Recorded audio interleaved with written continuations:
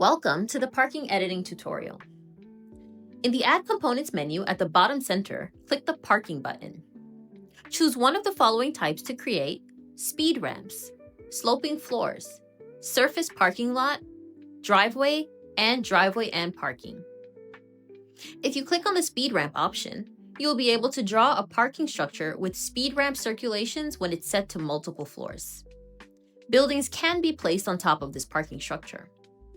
After creation, use the right-hand menu to adjust the number of floors, floor height, driveway width, parking stall size, parking angle, and column buffer.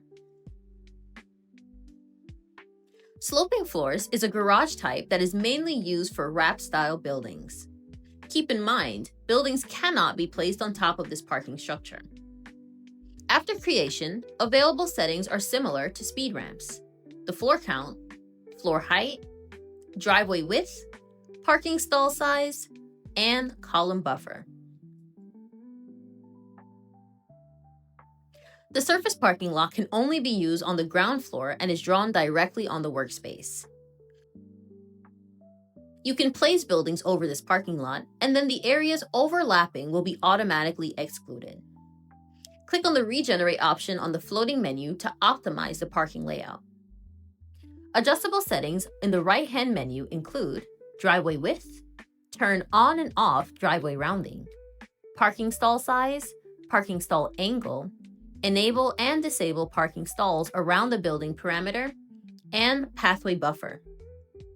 You can access more functions through the floating menu, which includes the Fit to Site button, which automatically adjusts the parking lot to fit the available site area, Explode, which breaks the parking lot into separate editable driveways, Regenerate, which recreates the internal layout when buildings are placed on top of the parking lot, Edit Layout, which switches to a mode where you can directly modify the parking layout, and lastly, Add Aisle, which adds additional driveways within the parking lot.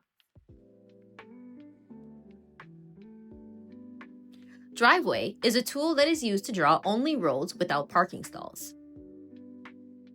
After drawing, you can move the driveway by dragging the driveway, add aisles using Add Aisle, adjust the width using the Width button, duplicate the driveway, delete the driveway, adjust the length by editing the number on the graph, move points to freely change the direction, and click the graph to activate wings. This is enabling parking stalls along the driveway, which you can also disable. The driveway and parking feature functions the same way as driveway, but parking stalls are active by default when first created. And that's it. Now you can edit your parking with ease.